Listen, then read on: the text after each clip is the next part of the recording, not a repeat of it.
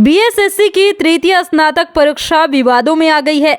कल 23 दिसंबर को पहली पाली के बाद दूसरी पाली का भी क्वेश्चन लीक होने का दावा किया जा रहा है। साथ ही पूरे परीक्षा को रद्द करने की मांग उठ रही है।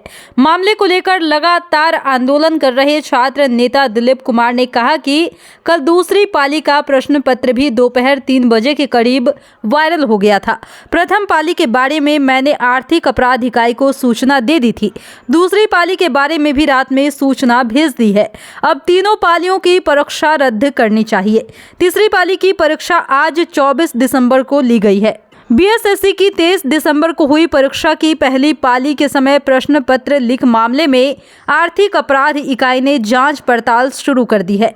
जांच शुरू है, लेकिन अब तक परीक्षा रद्द नहीं की गई। बीएसएससी अपने बचाव वाला तर्क दे रहा है। बीएसएससी के सचिव ने कहा कि परीक्षा समाप्त होने तक इन प्रश्नों के उत्तर का आदान प्रदान किसी स्तर पर परीक्षा की अवधि के दौरान सामने नहीं आया है। दूसरी तरफ प्रतियोगिता परीक्षा की तैयारी कराने वाले एक्सपर्ट्स हो या फिर महागठबंधन में शामिल और सरकार को समर्थन करने वाली पार्टी भाकपा माले हो, सभी ने इस पर तीखी प्रतिक्रिया दे दी है।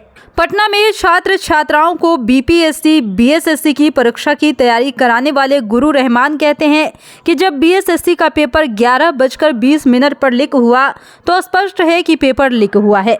इसमें अधिकारी ये बात नहीं कहे कि आंसर का आदान प्रदान नहीं हुआ है।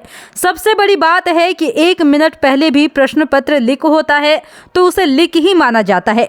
निश्चित रूप से यह माफियाओं की बड़ी साजिश है। इसलिए आयोग के अध्यक्ष और सचिव का दायित्व बनता है कि जल्द से जल्द इस परीक्षा को रद्द करें। आगे उन्होंने कहा कि पेपर लीक हुआ है तो इसमें किसी दलाल, किसी अधिकारी या किसी नेता की साजिश है। 40 मिनट पहले प्रश्न पत्र लीक होना मायने रखता है। उन्होंने सवाल किया कि बीपीएससी बीएसएससी में कौन माफिया है जिस पर नकेल नहीं कसा जा रहा है। माले के युवा विधायक संदीप सौरभ ने कहा कि हम देख रहे हैं कि लगातार बिहार में प्रतियोगी परीक्षाओं के पेपर लीक का मामला सामने आ रहा है। बीएसएससी परीक्षा के पहले बीपीएससी 67वीं पीटी परीक्षा का प्रश्न पत्र लीक हो गया था। बीएसएससी की बहाली जो 2014 में इंटर स्तरीय थी, उसमें भी पेपर लीक हुआ था। तब के अध्यक्ष और सचिव को जेल जाना पड़ा था। अभी स्नातक स्तर की बहाली लंबे समय के बाद आई है और लाखों अभ्यर्थियों को कई तरह के समस्याओं का सामना करते हुए सेंटर तक पहुंचना पड़ा। लेकिन उन्हें कैसा लग रहा होगा जब पता चला कि प्रश्न पत्र लीक हो गया है। उन्होंने कहा कि बीएसएससी ने जूता पहनकर आने की मनाही की, चप्पल पहनकर सेंटर में आने को कहा, कलम लेकर आने से मना कर दिया। लेकिन ये सब महज दिखावा साबित हुआ है। दिखावे से पेपर लीक की घटना नहीं रुक सकती।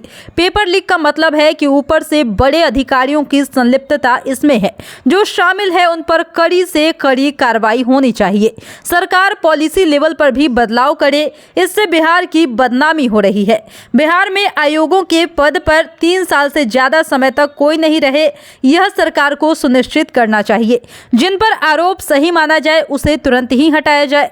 प्रथम इंटर स्तरीय परीक्षा में भी कई तरह की गड़बड़ियां हुई थी। अभ्यर्थी लगातार परेशान हो रहे हैं।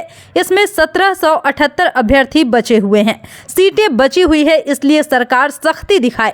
दिखावा के लिए कुछ ना हो, तभी जाकर शिक्षा विभाग में ये सब बदलाव होंगे। जुड़ो दीक्षांत से, करो फ्री खुद को स्ट्रेस से। गूगल प्ले स्टोर से दीक्षांत ऐप डाउनलोड कर अपने स्टडी को बनाओ आसान और मजेदार। दीक्षांत देता है topic wise video with animated visuals and concept by the study materials. हमारे YouTube चैनल को सब्सक्राइब और Facebook पेज को लाइक करना ना भूले। धन्यवाद।